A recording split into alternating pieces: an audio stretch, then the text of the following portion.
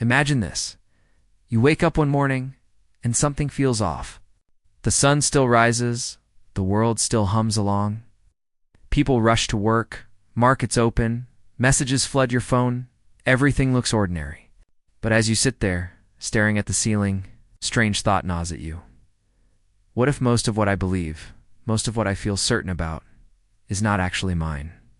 You think about the countless thoughts that pass through your head every day. The silent self-critic telling you you're not good enough. The justifications you make when you avoid something uncomfortable. The opinions you voice in conversation, echoing ideas you absorbed from others long ago. They all feel like you, but are they really? What if your thoughts are not reflections of your wisdom, but carefully constructed traps? What if the very machinery you rely on to navigate life, your mind is quietly deceiving you? It's pulling you away from truth and chaining you to illusions. Here's the paradox. Humans are the only creatures capable of advanced thought, yet it is precisely our thoughts that so often make us foolish. A lion doesn't agonize over whether it's worthy of the hunt. A tree doesn't rehearse the possibility of rejection. A river never doubts its path to the sea. But you think, you calculate, you analyze. You convince yourself of reasons to love or to hate, to act or to withhold, to pursue or to abandon. And in that endless storm of reasoning, you often lose clarity. What if, instead of sharpening your wisdom, thinking sometimes blunts it? Consider this. A person about to make a difficult decision doesn't always become wiser by thinking harder. Often, they spiral. They replay scenarios. They imagine catastrophes. They dig trenches of overanalysis so deep they can't see daylight anymore. Psychologists call it rumination. Philosophers call it paralysis by analysis. But beneath both lies the same disturbing truth. Sometimes, thinking more doesn't make you smarter, it makes you less free, and so the great question begins to emerge. What if the very mind you trust is not a lantern guiding you through the dark, but a labyrinth designed to keep you lost? Think about the patterns. Have you ever noticed how often you predict disaster, only to find reality is far kinder than you imagined? Or how easily you cling to ideas, defending them not because they're true, but because they comfort you? Have you noticed how your thoughts can make enemies out of strangers? Turn silence into rejection, inflate minor setbacks into lifelong tragedies. It's not just you. It's the human condition. Across history, philosophers warned of it. The Stoics spoke of impressions that deceive. Nietzsche mocked the herd mentality that infects our reasoning. Jung described the unconscious forces shaping what we believe is conscious choice. Even today, psychologists study biases that bend our thinking like light through warped glass. Confirmation bias. Availability bias. It's the illusion of control. But here's the frightening part. These aren't just occasional slips in reasoning. They are systematic traps. Invisible snares set by evolution, culture, and fear designed not to make you wise, but to keep you safe, compliant, and predictable. What if your most natural thoughts are the very ones that rob you of wisdom? Sit with that for a moment. Because if this is true, then the greatest danger isn't ignorance. It isn't lack of education. It isn't even foolishness. The greatest danger is the quiet assumption that your thoughts are always aligned with truth, that your mental voice is trustworthy, that thinking equals clarity. But what if it doesn't? Imagine trying to climb a mountain with a compass that spins endlessly, pointing you in all directions at once. You'd think you were making progress, but you'd never reach the peak. That's what happens when we mistake thought for wisdom. The mind spins, pointing to comfort, fear, conformity, desire, and we walk in circles, mistaking movement for direction. So the question deepens. If you cannot fully trust your thoughts, then what can you trust? And if wisdom cannot be found by following every impulse of the mind, then where does true wisdom live? These are not abstract questions. They press against your daily life. They shape how you see yourself, how you love, how you make choices, how you suffer. To ignore them is to remain in the labyrinth, endlessly circling. To face them is to risk shattering. The illusion that the mind is your faithful servant, but perhaps that is. the only way to glimpse freedom, because the first step toward wisdom is not gaining more thoughts. It is learning to see which ones are traps, and that is where our journey begins. The most dangerous prison is the one you don't realize you're living in. And for most of us, that prison isn't built of walls or iron bars, it's built of thoughts. But here's the subtle trick. These thoughts don't announce themselves as traps. They wear disguises. They show up as common sense, as practicality, as your own voice of reason. They feel like you. And that's what makes them so powerful, because who would ever question themselves if the very tool they need for questioning is the thing deceiving them? Carl Jung once wrote, "Until you make the unconscious conscious, it will direct your life and you will call it fate." Think about that. How many of your beliefs, reactions, and rational decisions are not the result of wisdom, but of unconscious forces moving you like a puppet? You believe you are choosing freely, but in reality, you are following invisible scripts written long before you became aware. Where do these scripts come from? They emerge from three main forces: evolution, culture, and fear. Your brain wasn't designed for truth. It was designed for survival. Thousands of years ago, when your ancestors walked the plains, it wasn't important for them to think clearly. It was important for them to think quickly. A rustle in the grass wasn't analyzed with philosophical patience. It was immediately labeled as danger, triggering fight or flight. This ancient bias still lives in you. That's why you overestimate threats, why you magnify failures, why your mind tells you to avoid risk even when risk is the path to growth. Your thoughts are still wired to protect the fragile animal inside you, not to reveal its reality as it is. So when you think you're being rational, pause and ask, is this reason? Or is this my survival brain whispering fear into my ear? Nietzsche warned of the herd, the collective mindset that crushes individuality and independent thought. Culture tells you what is acceptable to believe, what is dangerous to question, what is noble to pursue. And often, you adopt these patterns without realizing it. Think about it. How many of your ambitions were truly born inside you, and how many were planted by the silent pressures of society? You chase money because everyone else does. You value beauty, success, or status because the herd has declared these things worthy. You repeat slogans about freedom or morality, unaware they were handed to you like pre-written scripts. Culture builds mental traps so subtle that you rarely notice them. They masquerade as normal. Yet the cost of this conformity is wisdom, because wisdom requires seeing clearly. And you cannot see clearly if your very sight is colored by the herd's illusions. Arthur Schopenhauer believed that at the root of all human striving lies a blind, restless will, and fear is its most powerful expression. Fear controls your thoughts more than you dare admit. Fear of failure, fear of rejection, fear of being insignificant, fear of death. Notice how fear bends reason. You don't choose the honest path because you fear humiliation. You don't confront someone who hurt you because you fear conflict. You don't chase the dream you secretly burn for because you fear falling short. Then, afterward, your mind writes clever justifications. It wasn't worth it anyway. I didn't have the time. It wouldn't have worked. But these are not truths. They are rationalizations. The mind works like a lawyer, not a judge. It doesn't seek truth. It defends your fears. Modern psychology confirms what these philosophers suspected.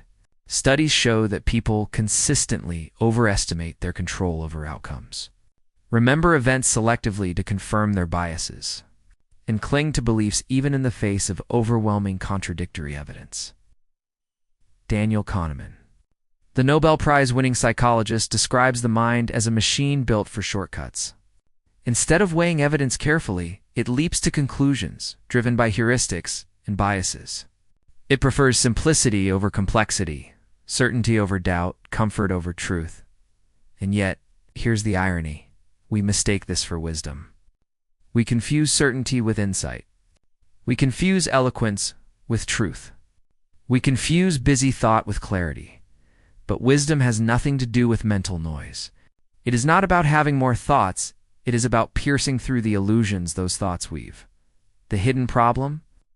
then isn't just that our thoughts are biased, conditioned, and fearful. The deeper problem is that we identify with them.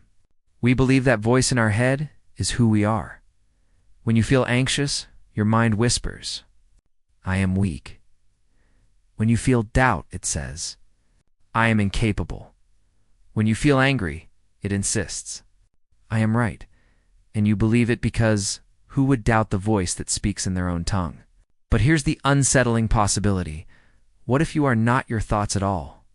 What if the constant chatter is not the essence of your being, but a surface phenomenon like waves on an ocean? The ocean is vast, deep, and silent beneath. But if you only look at the waves, you believe they are all there is. This is why ancient traditions, from Stoicism to Buddhism, warned against blindly trusting the mind. Epictetus taught that we are disturbed not by events, but by the judgments we place upon them.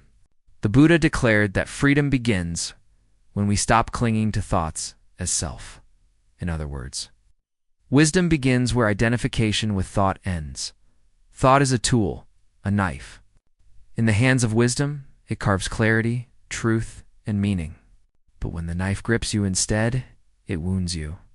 And most people live their lives being cut by their own blades. They bleed from overthinking. They suffer from illusions. They mistake the knife for the hand that holds it. This is the hidden problem. It's the very thing you rely on to guide you. Your mind is compromised by evolution, culture, and fear. Worse still, you do not see the trap, because the trap disguises itself as you. So how do you escape? That is the question we must now face. But before we search for the exit, we need to understand just how deep the labyrinth goes, because the consequences of these mental traps are not small inconveniences. They shape entire lives, entire societies, entire destinies, and it is only by seeing those consequences clearly that the urgency to break free truly takes hold. A trap is most effective not when it holds you violently, but when it convinces you there was never any escape in the first place. And that's exactly what the traps of thought do. They don't just influence your choices, they quietly reshape the world you live in, bending your reality until you can no longer tell where the illusion ends and truth begins. The tragedy is this: most people never realize it. They suffer, they stumble, they repeat the same patterns. And they call it life. Every thought you have leaves a mark, however faint. One anxious thought may seem harmless, but repeated 100 times, it reshapes your identity into the anxious person. One angry judgment towards someone may feel justified, but repeated daily, it builds a worldview in which everyone is an enemy. Every silence is hostility. Every disagreement is betrayal. Your thoughts don't just describe reality, they sculpt it. They decide what you notice, what you ignore, what you remember, what you erase. Cognitive psychology calls this selective attention. Out of the billions of details surrounding you every second, your mind filters only those that confirm the story it's already telling. So if your story is, "I am unlucky," you'll notice every misstep, but ignore every small success. If your story is, "People can't be trusted," you'll see betrayal in every hesitation. But you'll miss loyalty when it's right in front of you. In this way, the traps of thought don't just lie inside your head. They create a parallel world, a prison of perception, one that feels just as real as the sky above you and the ground beneath you. Consider overthinking. On the surface, it seems harmless, just thinking more. But in reality, it's a parasite. Neuroscience shows that rumination amplifies activity in the brain's default mode network, the region tied to self-referential thoughts. The more you replay your worries, the deeper your brain grooves into patterns of anxiety. Over time, you're not just thinking anxious thoughts, you become anxiety itself. The unseen consequence. You waste your life rehearsing pain that never arrives. You live inside imagined futures that never come. But you pay the cost in real suffering today, and here lies the bitter paradox. The very act of trying to think your way out of fear makes the fear stronger. Another trap is the craving for certainty. The human mind detests uncertainty. Sartre once wrote that freedom is terrifying precisely because it forces us to choose without guarantees. And yet, instead of facing that abyss honestly, most people construct illusions of certainty. They cling to dogmas, to ideologies, to rigid beliefs. They'd rather hold a wrong answer than admit they don't know. Why? Because not knowing feels like death to the mind. But what is the consequence? Stagnation. The world becomes narrower, not wider. They stop asking questions. They defend their illusions with anger, mistaking stubbornness for strength. Wisdom shrivels. An entire society suffer when millions prefer comfortable lies to uncomfortable truths. Then comes the trap of comparison. Culture trains you to measure your worth not by who you are, but by how you stack against others. Someone else is richer, prettier, smarter, more successful, and suddenly your own life feels smaller. Psychologists call this the hedonic treadmill. No matter how much you achieve, the mind resets its standards. There is always someone ahead of you, some higher mountain, some shinier prize. The result? Endless dissatisfaction. You could live a life of abundance and still feel impoverished because your thoughts have trapped you in a game you can never win. But perhaps the most insidious trap is confirmation bias. The tendency to only see evidence that supports your existing beliefs. Imagine how dangerous this is.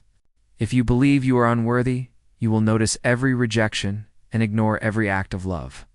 If you believe humanity is cruel, you will highlight every atrocity and dismiss every act of kindness. Over time, your beliefs harden into destiny. Not because they reflect truth, but because they filter reality until it looks like truth. This is why Nietzsche wrote, "Convictions are prisons, because once you are convinced, you stop looking. You stop questioning. You stop growing." But these traps don't just destroy individuals, they reshape entire civilizations. Think of nations consumed by fear, manipulated by propaganda that preys on their cognitive biases. Think of mobs driven by herd mentality, shouting slogans they never questioned. Think of entire economies built on comparison and envy, selling products to soothe insecurities the culture itself creates. When thought traps multiply at scale, the result is not just personal suffering, it is mass delusion. Wars are fought. Freedoms are lost. Futures are squandered. And yet here is the most terrifying part. It all feels normal. People wake up, go to work, laugh, cry, fall in love, raise families, never realizing they are sleepwalking through illusions their own thoughts created. But beneath all these consequences lies the deepest one. The quiet erosion of self. When you mistake your thoughts for truth, you forget who you are beyond them. You lose the ability to stand in silence and simply be. Your identity becomes a patchwork of mental narratives. What others think of you, what you think of yourself, what you fear, what you crave, and slowly, without noticing, you become a stranger to yourself. This is the true tragedy of the traps of thought. Not just that they make you less wise, but that they steal your very being, leaving you restless, reactive, endlessly circling but never arriving. And so the question now sharpens to its most painful point. If thought itself can betray you, and if its consequences are this devastating, then what hope do you have for freedom? Is there a way to break these patterns, or are you doomed to be ruled by them forever? To answer this, we must shift. Not deeper into the labyrinth, but upward, toward rebellion. Because if thought can imprison you, then perhaps wisdom begins not with obedience to thought, but with defiance. And that is where we go next. Every prison invites rebellion. In the prison of thought, the invisible cage woven from fear, culture, and biases, no different. Once you see the bars, once you glimpse how deeply your mind deceives you, the natural impulse is revolt. But rebellion here doesn't mean destroying thought altogether. Thought is not the enemy, it is the captor when left unchecked, the servant when reclaimed. True rebellion is learning to turn the knife in your hand so it cuts paths to clarity rather than wounds of illusion. The first step to freedom is doubt, but not the shallow kind that nitpicks and argues endlessly. This is deeper, existential doubt. Descartes once proposed, "I think, therefore I am." But what if you invert the statement? What if the fact that you think doesn't prove your existence, it obscures it? The rebellion begins when you dare to ask, is this thought true? Or is it just noise?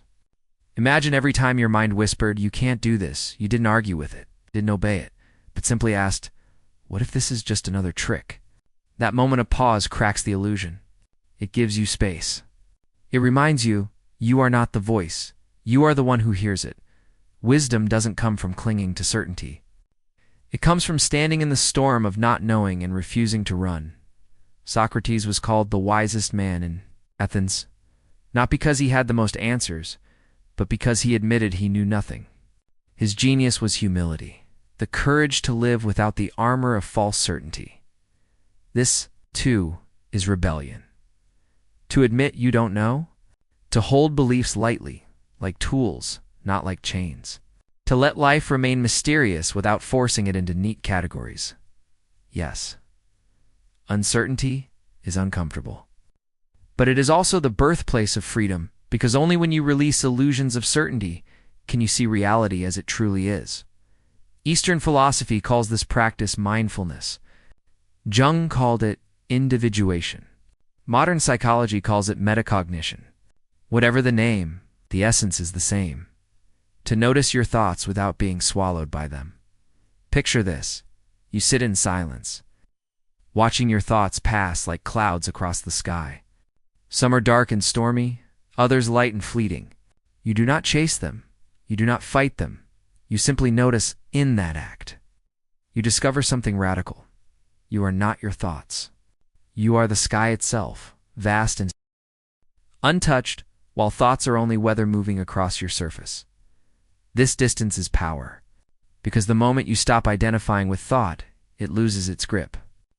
Fear becomes just another cloud. Anger becomes just another storm. You remain unshaken. Another path to rebellion lies in refusing to let emotions and biases dictate your actions. Modern psychology shows that people often act in ways aligned with fleeting emotions rather than enduring values. But wisdom requires the opposite.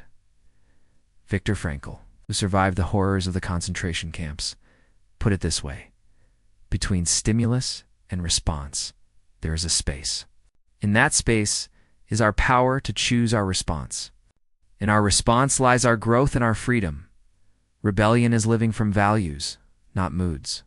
Your mind may whisper fear, your emotions may surge with anger, but you ask, what do I truly value here? What kind of person do I want to be in this moment? That act of choice is liberation. Nietzsche challenged humanity to move beyond the herd, to become what he called the Bermensch, the one who creates his own values instead of inheriting them blindly, to break free from the traps of thought. You must dare to question the scripts handed to you by culture. Ask yourself, do I believe this because it is true, or because everyone around me believes it? Do I pursue this goal because it is mine, or because society told me it was worthy? Rebellion here means living authentically even when it costs you approval, even when it sets you apart. Because wisdom never grows in the soil of conformity. The modern world assaults you with noise notifications, opinions, endless streams of thought from others. But wisdom requires silence. Silence is not the absence of sound. It is the absence of compulsion. It is the space where your thoughts settle, where truth has room to speak. Every day you spend without silence, your mind grows louder, your illusions stronger. But every moment you spend in true stillness, the grip of thought weakens. Silence is rebellion, because it breaks the cycle of endless mental chatter. Once you have created distance from your thoughts, once you have embraced uncertainty and silence, you can begin to use thought for its true purpose, not as master, but as servant. This is the paradox. Rebellion doesn't mean abandoning thought. It means reclaiming it. Like a blade that once wounded you, it can now be sharpened for creation. With clarity, you can use thought to analyze, to create art, to solve problems, to seek truth without falling into its traps. This is the highest form of rebellion. To turn the enemy into an ally, but make no mistake, rebellion is not easy. To doubt your thoughts, to stand in uncertainty, to reject the herd, to live by values, This is exhausting work. The herd will mock you. Your own mind will resist you. Fear will whisper that you are insane for questioning what everyone else accepts. But what is the alternative? To live asleep, a prisoner of illusions, circling the labyrinth forever. Rebellion is costly, yes. But the cost of obedience to thought is far greater, and yet rebellion is not the final stage. Rebellion is a beginning, not an end. You can resist the traps of thought, you can fight them, you can even escape them, but what lies beyond? Is wisdom simply the absence of illusion, or is it something more? That is the final question we must face. Because rebellion opens the door, but what you find on the other side, that is the ultimate truth. You've seen the traps. You've traced their roots in evolution, culture, and fear. You've felt the weight of their consequences. You've tasted rebellion, the first breath of freedom. But the journey isn't finished. Because rebellion, for all its power, is still reaction. It is still defined by what it resists. The deepest wisdom is not found in resistance. It is found in transcendence. Imagine this. You've fought your thoughts for years. You've doubted them, questioned them, resisted them. But one day, sitting in silence, you suddenly realize something astonishing. The battle itself is part of the illusion. Because if you are fighting your thoughts, you are still giving them power. You are still orbiting around them, defining yourself in relation to them. The final realization is this: you are not your thoughts, and you never were. Not the fearful whispers. Not the endless comparisons. Not even the noble ideals. All of these are movements of the mind, whether across the sky. But you are not the weather, you are the sky. Itself, vast, silent, untouched. Philosophers and mystics across ages have pointed toward this truth. The Upanishads in ancient India spoke of the Atman, the witnessing self beyond thought. Eckhart Tolle calls it the watcher. Even modern psychology hints at it through metacognitive awareness. The ability to observe your mind without being consumed by it. When you glimpse this truth, everything shifts. You realize that thoughts come and go, but the awareness that sees them remains. You realize that pain passes, but the space in which pain is felt is untouched.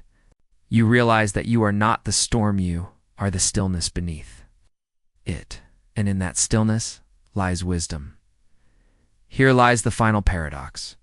Wisdom is not about filling the mind with more thoughts, more theories, more arguments. It is about emptying. It is about making space so reality can reveal itself without distortion. When the noise quiets, you begin to see clearly. You see people not as enemies or competitors, but as fellow travelers trapped in their own illusions. You see setbacks not as catastrophes, but as movements in the larger dance of existence. You see yourself not as a bundle of fears and desires, but as something immeasurably deeper. This is why Lao Tzu wrote, "In pursuit of knowledge, every day something is added. In pursuit of wisdom, every day something is dropped." The ultimate truth is subtraction, not addition. But there is an even greater freedom beyond clarity. Surrender. Not surrender to fear. Not to the herd, not to illusions, but surrender to life itself. To the mystery that cannot be captured by thought. To the flow that carries you, whether you cling or release. When you stop trying to control everything with your mind, when you let go of the compulsive need to label, judge, and predict, you find a strange peace. Life continues its joys, its sorrows, its unpredictability, but you are no longer enslaved by it. You move with it, not against it. This is the freedom Nietzsche hinted at in his idea of a more fatila of a fate. Not resignation, but a radical embrace of whatever comes. When you stop resisting reality, when you stop demanding that life fit your thoughts, you discover that life itself was never the problem. The prison was always in your head. What does it mean to live from this realization? It means you stop taking your thoughts so seriously. A fear arises, you smile at it. A judgment comes. You see it and let it pass. A desire burns, you acknowledge it without becoming its slave. It means you live with lightness. You engage with the world, but you are no longer consumed by it. You still think, but thought is now a servant. Not a master, it means you see through the games of comparison, fear and illusion, instead of being trapped in them. You play with them lightly, like a child stacking blocks, knowing they will fall. And here lies the deepest truth. Wisdom was never far away. It was never something you had to chase, earn, or accumulate. It was always here, in the silent space beneath thought. The traps of thought are convincing only because you forget this space. You get lost in the waves and forget the ocean. But the ocean was always there. The sky was always vast. The witness was always watching. The ultimate truth is simple, but not easy. You are not your thoughts. You are the awareness in which thoughts appear and disappear. So imagine this. Go. You are standing at the edge of a great labyrinth. For years you wandered inside it, lost in its twisting corridors, convinced its walls were unbreakable. You fought, you rebelled, you doubted. And then one day you look up and realize the walls were never real. They were shadows cast by your own mind, and in that moment, you step out. The sun is brighter than you imagined. The air is freer. You breathe deeply, not because the world has changed, but because you finally see it without distortion. This is wisdom, not perfection, not certainty, not control, but clarity, freedom, and presence. The traps of thought still exist. They always will. But now, you see them for what they are. Illusions, passing shadows. And because you see them, they no longer rule you. The final question is not whether the traps existed, is whether you will keep walking in circles, or whether you will look up, see the sky, and step into freedom. The choice, as always, is yours.